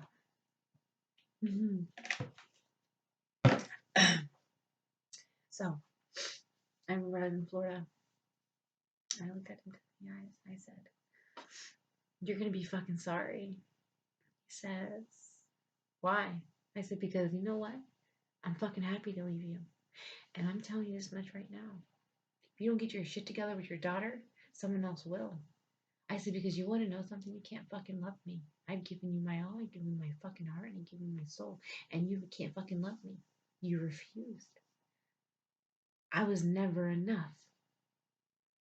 You took advantage of me. You used me. And you fucking belittled me every single day. But when I leave and I move on and I get my strength again, I said, I will find a man that loves me. That loves me so fucking much he won't let me go. He won't hurt me. He won't make fun of me. And I will feel swept off my feet by him. He'll fucking love me. He'll really fucking love me. He's not gonna manipulate me or fucking be a narcissistic person and try to control me. He's not gonna hit me. He's not gonna call me names. He's gonna hold my hand. He's gonna kiss me. Things you never did. He's gonna dance with me.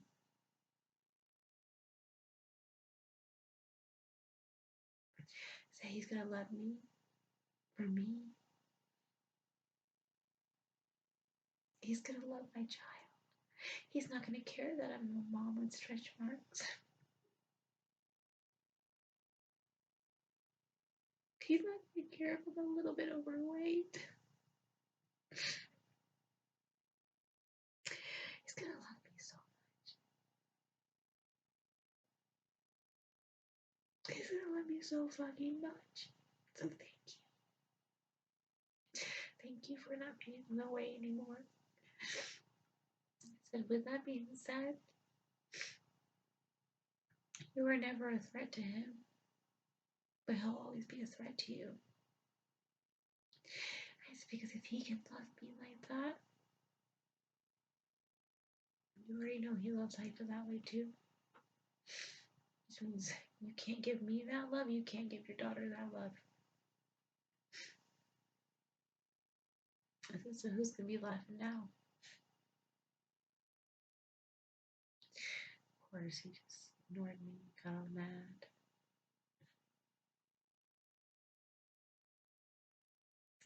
I kept going in my journey. Self-love. Self-love. It was hard healing all those past traumas, cutting people off. I found the truth to everyone, everybody. I moved here, no family, no one reached out to help me. No one ever, all of them have fucking cars, and not one of them offered to take me to the fucking grocery stores. My mom was letting me use her car for a while, but they used me. They fucking used me paying her for babysitting and to babysit Haifa, and I didn't have a problem putting gas in the car, but let's just be honest. If I'm going to and from work, putting gas in the car, and then even though it was her car and she took it to go drive, you know, and then they gave it back to me with an empty tank. Now I'm filling the tank up again to go to work. So it's like I'm spending so much money that I didn't have. It was a repetitive cycle. They kept trying to push me down, all of them, to my whole entire life. I lost a lot of weight. I was like 230 pounds before I moved here in June. And I just started being happy and I eat whatever the fuck I want.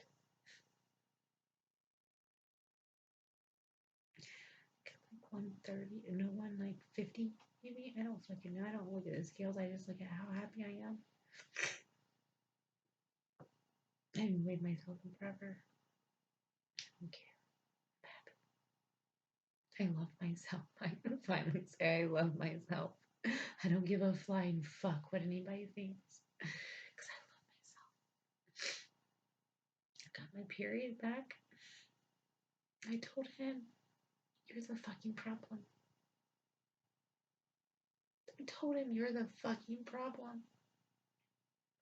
I tell you, when I move out of here, I said, I'll have a fucking period again. I did. I cried. I cried happy tears because I was so relieved that that stress was gone. I did. The first month I moved in here. Well, not the first because he was here. But that next month, that first full month without him being in my life, I had one. I knew I could have kids. It's never me.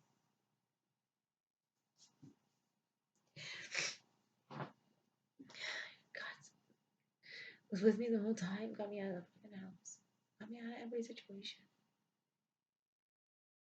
As I sat in the south with myself and my self-love journey, I talked to God.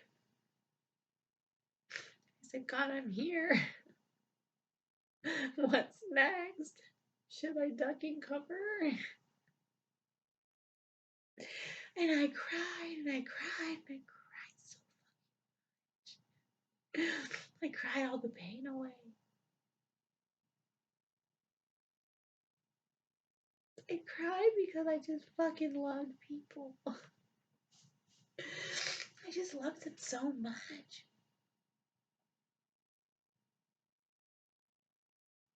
They're my family. My mom backstabbed me again when I moved here. She fucking had my ex-husband in her house. I even looked at her in her face and said, how would you feel if your mom took my dad in her house? How would you feel? My grandma, your mom, called my dad, Travis, and said, you can stay with me. It's fucking sick. Knowing what I'm going through. Oh, he was my dad, so maybe she should have, right?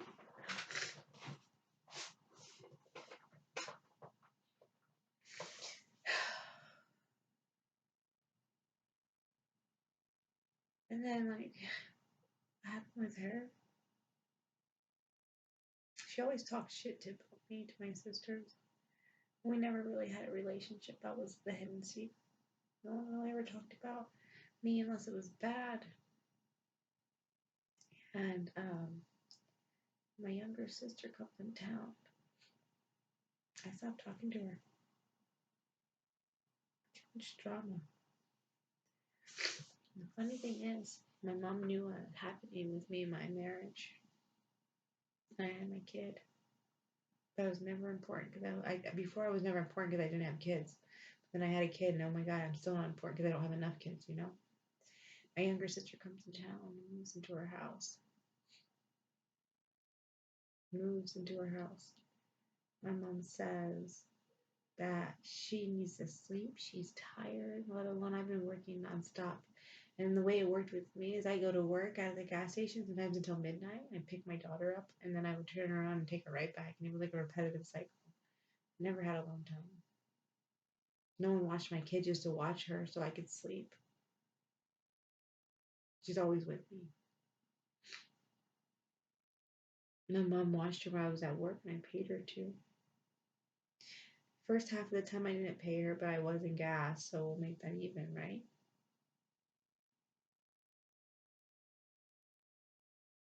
Yeah. They wouldn't even take her. I'd be like, hey, let me watch her so you can go do your nails. Go do something for yourself. Let me take her. There were a couple times my stepmom or my stepdad and my mom would take Haifa shopping with them and stuff, which was kind, so I had my peaceful time. But that's about it. It was for their pictures on Instagram or Facebook. That's about it. So anyways, my sister came in town and she was so important.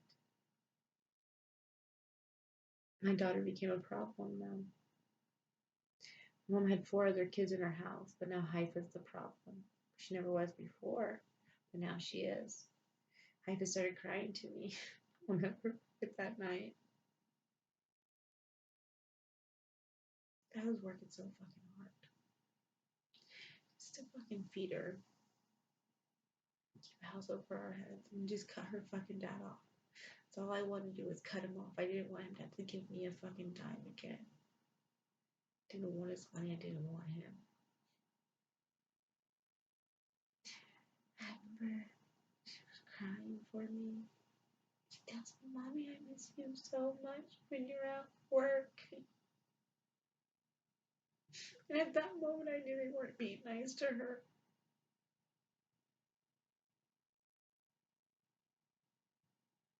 She never did it before. At that moment, I knew there was something wrong with her. And she was no longer comfortable there. That fucking killed me. Because I told my baby when I held her when she was born, "I love you. I'll protect you. I'll never hurt you." But at this moment in my life, I've been so vulnerable and I've been so helpless.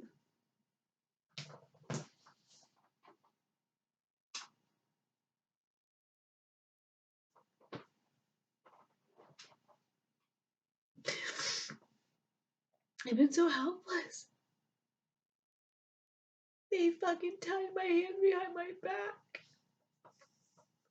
They fucking did everything they could to fucking stop me, and I'm still fucking fighting so goddamn hard.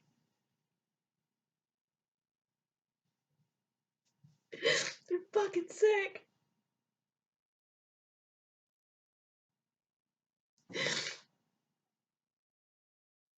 And I still show fucking love. I've never had a baby. I'm happy for it. I don't give a shit what they do for me.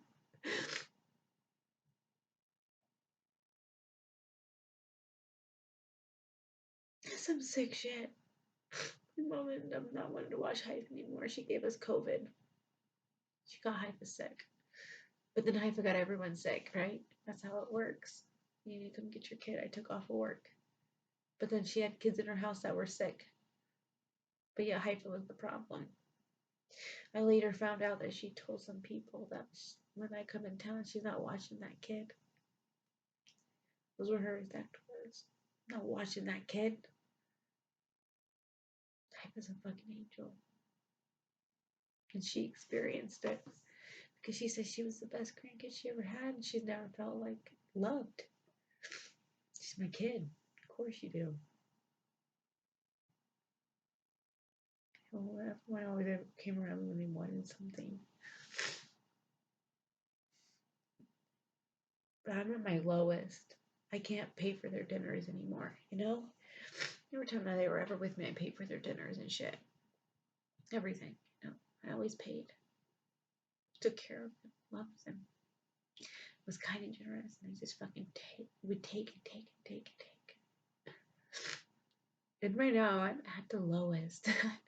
And it's okay. It's okay.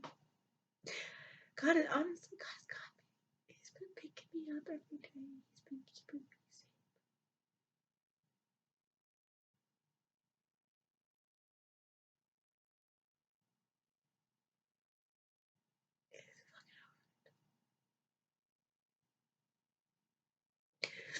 So, my journey, I'm just putting all this love into myself, and I fucking love myself, and I'm ultimately happy. I let go of all fears, and I just let everything go with God. I have a little bit of worries. I have a baby. She's a 3-year-old.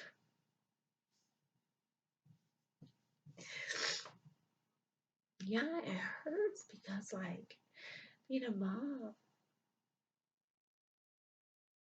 trying to provide for your kid, knowing that you had family all around you at one point, even though they never fucking cared. Your eyes open to that. And then my grandma messaged me in an email telling me how basically Judgment Day is here and saying I'm a sinner and God doesn't love me. She chose the wrong words because God loves me. I'm a fucking angel. Earth angel. God showed me my powers. God showed me what I was worth.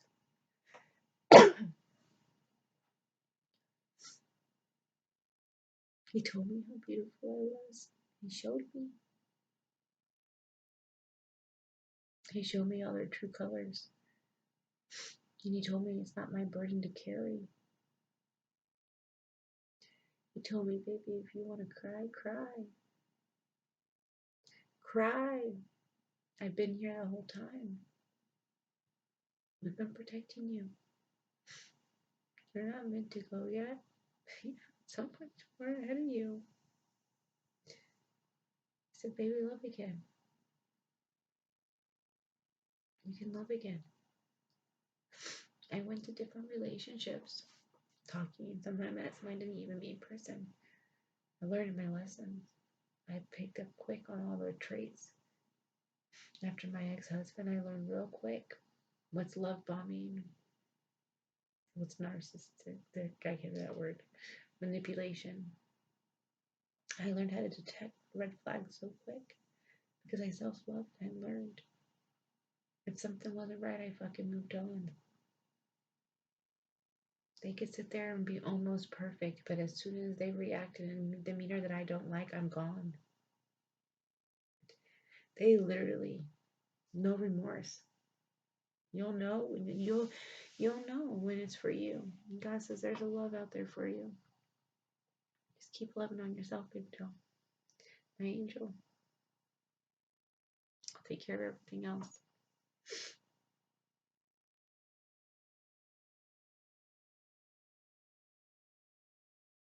I actually went through all my relationships after my ex-husband, and I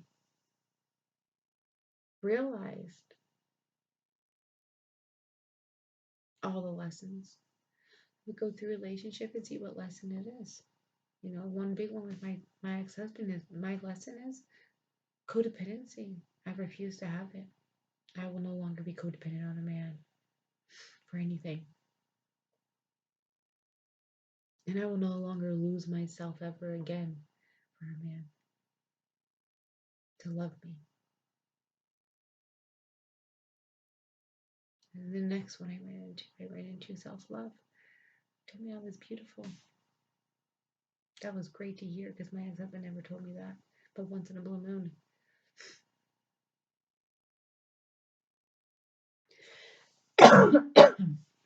He showed me what I needed. I need to drink more water. I've been talking for hours. I have no more left. And then the next man basically love bombed me again. But I'm loved. They're telling me all these things I haven't heard in years. They're slowly building up my confidence. But then they would do things to trigger me, act a certain way. Next, that's when he learned to cut. Got real good at cutting. So after that, I met a few other ones or whatever, online dating or whatever you want to call it, texting, learning your lessons. And I learned exactly what I wanted in a man, what I needed. Not what I needed, what I wanted, what I desired. And the one thing is, I'm never gonna fucking change for a man. I'll have my own shit. I'll do my own shit. And we'll just fucking love each other unconditionally, without conditions. You're not gonna love me because I'll give you sex. That's without conditions. I'm not gonna love you because you make more money. That's without conditions. You just love regardless. You love someone No matter what they have, what they look like, and what it is, it's all that feeling, and it's how it is. You love them for who they truly are. And no one in my past ever saw who I truly was or knew who I truly was. So I just said to myself, I sat here and I talked to my angels, I talked to my ancestors, I talked to my universe, and I talked to my God. And they pulled me through. They taught me my gifts. Every time negativity came by me, I just blocked it out. Put on my music.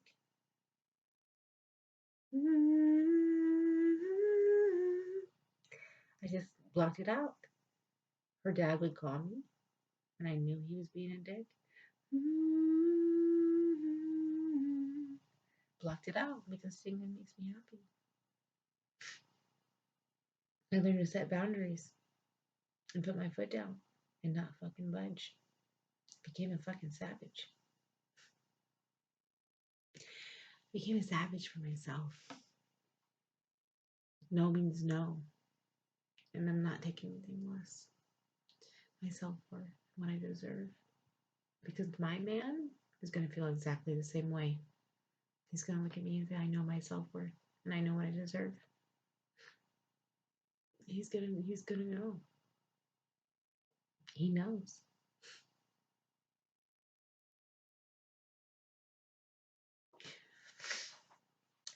Now we're here. So basically, what happened? I thought I saw someone in the window behind me. It was my shadow. So basically, that brings us all the way to the present. Present day, I no longer think negative. I only think positive. And I went through all this stuff, and I just wanted fucking love. That's all I wanted was love. Someone to shoot with the arrow of love. They don't need to shoot me with the arrow of love because I already love. I love everything and everyone. Anyone and everyone, my dad, my family, everyone that's ever hurt me, I fucking love them. Thank you. I don't hate no one. I don't care how many scars you put on my body. I don't care how much damage and hurt you put in me. It's okay. Because I pulled the swords out of my back and I healed them. That's amazing. That's powerful. I was an angel hidden in plain sight. A test got through at you. And you failed.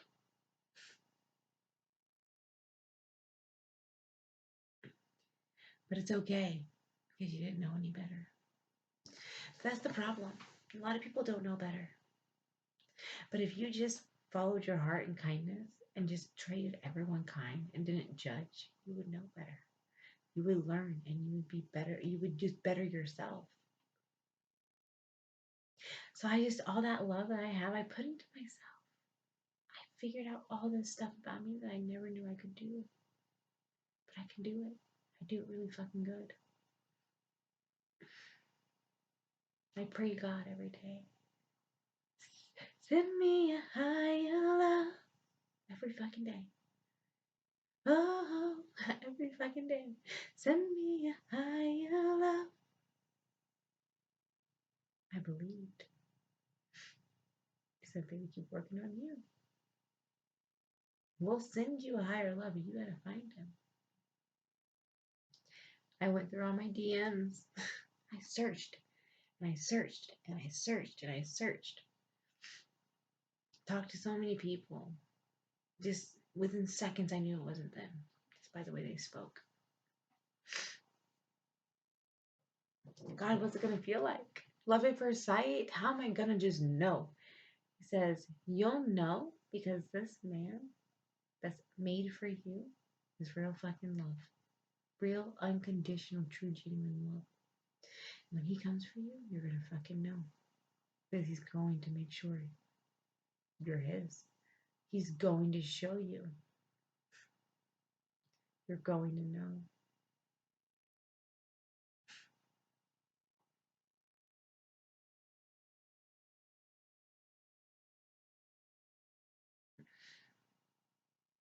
I kept searching.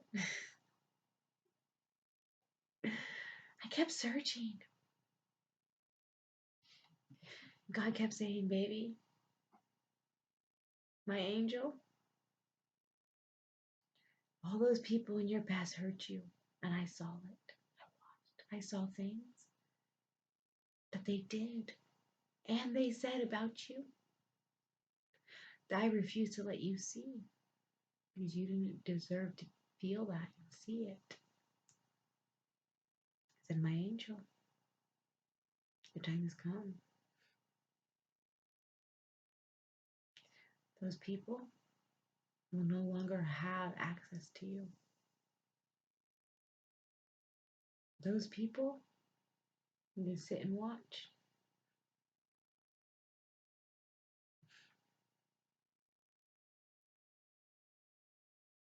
Those people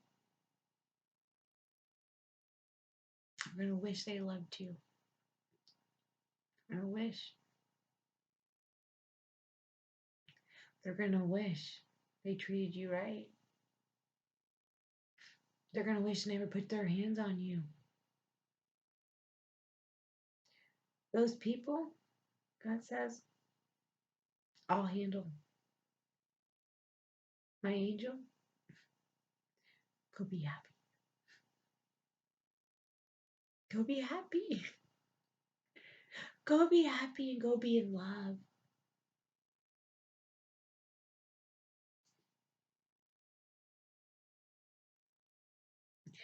I kept my faith. I cut everyone off, every fucking person off. And I closed the chapter. They're my family I was born into. Just because they're blood and I was born into them doesn't mean I'm theirs. I don't have family that I was born into anymore. And guess what? God told me that there was a man out there for me. And there was a family out there for me that'll love me for who I am. Everything about me, my past, my present, my future, everything. They won't judge me. They will love me so much like I'm their own. They will care about me. They'll include me. They will protect me.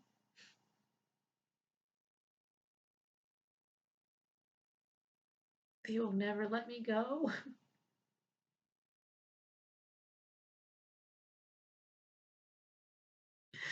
They will be there for me and invite me to things. They will not use me. They will love me for being a mom. They will love my daughter. They will love her so much. She'll have family that loves her too, because I couldn't give it to her.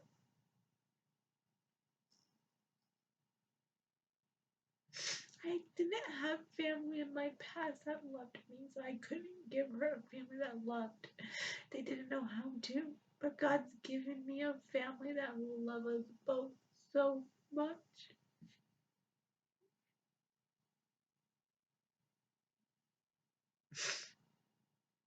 Make sure that he tells me I'm beautiful every day. He already does.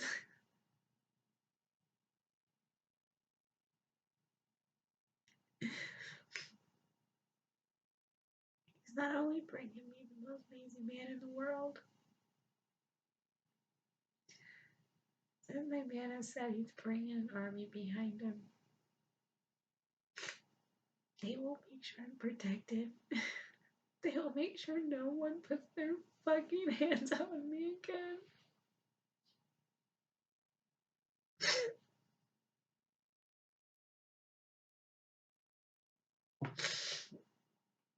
They will make sure no one ever makes fun of me, hurts me.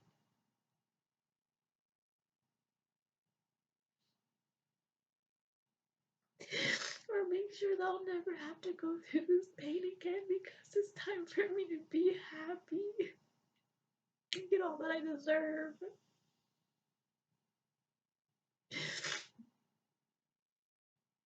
It's amazing.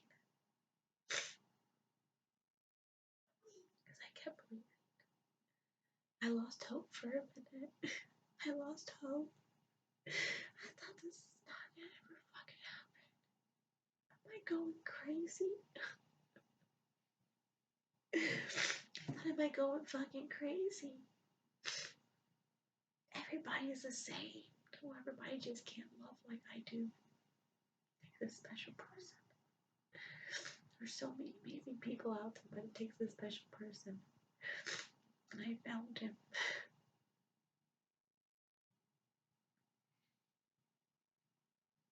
I fucking found him.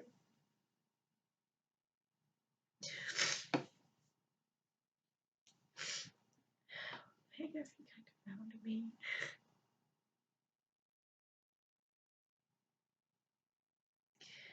That first conversation, I didn't even look at his picture on Instagram. I didn't. I was fucking sick of it. When I was being called to and stuff with other men, I was sick of it.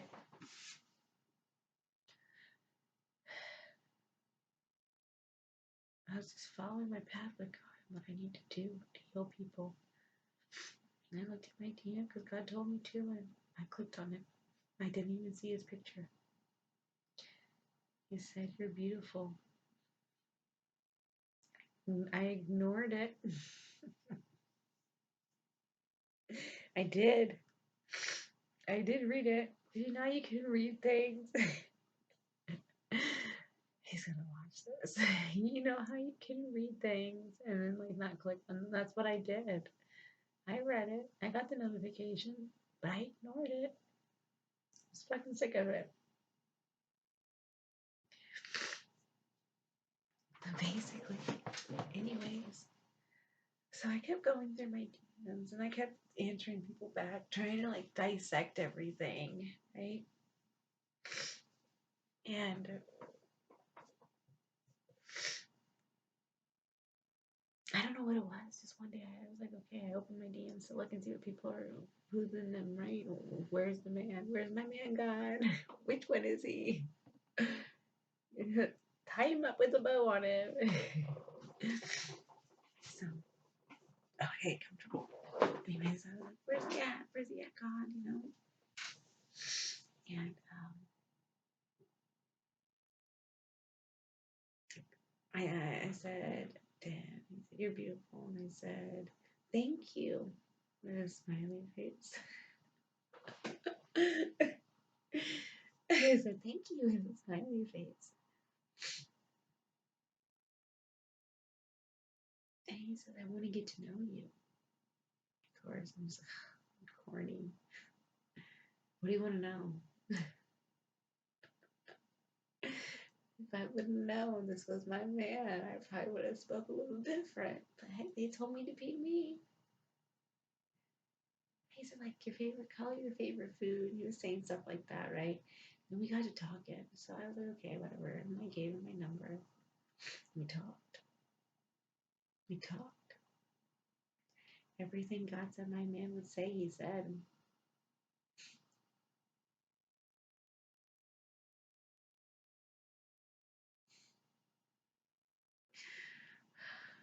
It's real. I finally closed out that chapter of my life of people just fucking hurting me. I healed it. I decided to say, fuck all of you guys that have hurt me. And I decided to love myself. And by doing that, God sent me my man.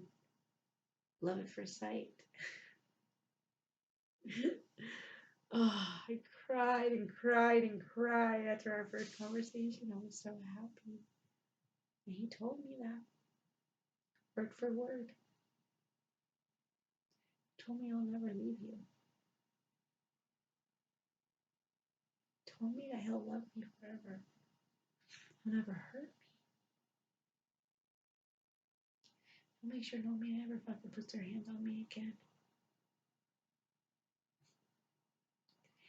He told me that I'm beautiful and all that, but he knows that doesn't matter. He looked at me and said, I know you're an angel.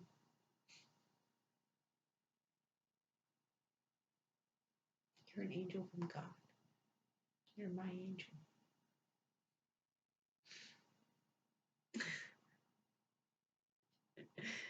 And for once, someone knows who I am.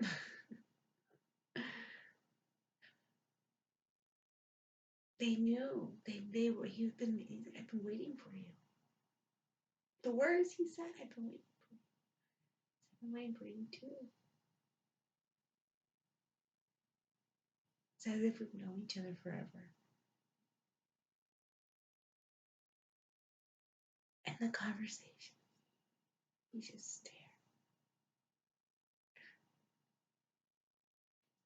We just stare at each other. That level of comfort. We can talk about anything. We can't go a day without talking to each other a second. We talk all the time, and I don't have to ask him to.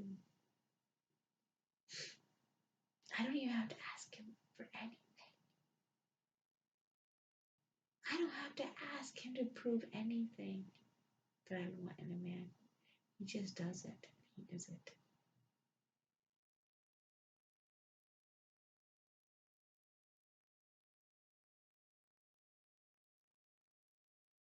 It's almost like we're dreaming. We say it all the time to each other. Babe, am I dreaming? No, we're real. We fucking laugh. Oh. Never know if we're fucking dreaming or not, you know? Say, babe, is it real? I wake up and there's my text. Good morning, beautiful. Good morning, my angel. My queen.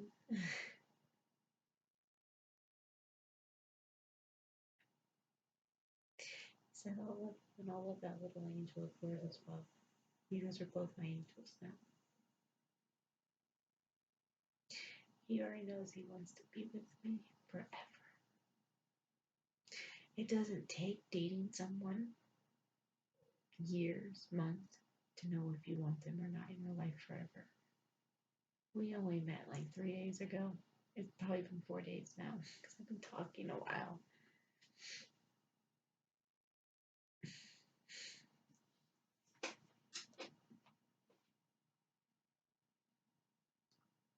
It's amazing. He doesn't judge me.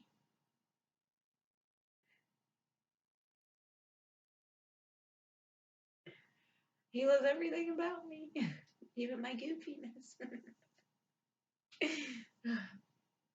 He supports me mentally. He'll cheer me on to do the hardest things in life, like this video here.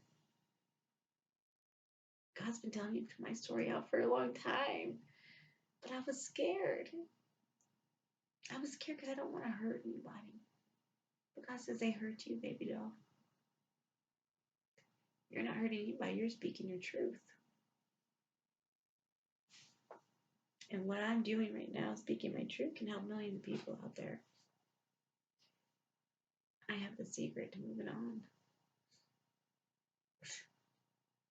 The secret to true love, true unconditional love. It's fucking here.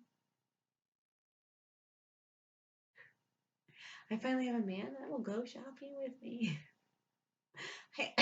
This is common movie, doesn't it? I have a man that will like cuddle me and hold my hand. Kiss me. I haven't been kissed in forever, it feels like. I have a man like wants to fucking ride or die Bonnie and Clyde. And he's not lying, he's real. He's all show. Well, obviously we have to speak right now, but it's fucking amazing. The feeling of just talking on the phone.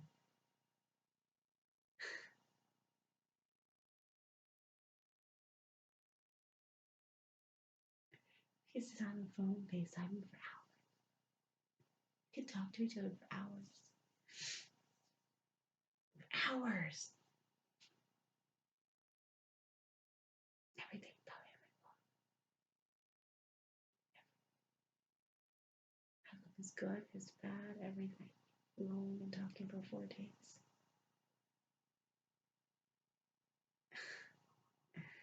And it's for me. I know he's from God. God's given me my love. Because he's been doing exactly what I've been doing. We both did it. We've both been through hell and back so many times. And we got the fuck up. And we kept going. We kept going. I never gave up. I wanted to give up so many times. But something in me didn't let me. Now I'm here. I'm in my life. I'm in my new life. I closed that old life out. They don't even know me. If they want to know me, they got to get to know me now. Because they don't even know me. The new me? This is not even the new me. This is who I've always been. But I have a man that loves me unconditionally now. Fairy tale love. And I have a family that loves me too. So all you old people in my past that didn't want me, it's okay. Thank you. Thank you. Thank you. You cleared the way for my real family to come in and show you how I should be treated. Thank you for watching. It was a long video. I just want to tell you guys, this is my story. There's more to come, and now you can watch me. Watch how it ends. I'm still writing it. It's beautiful. God's real. Love is real. Cupid really shoots his arrows.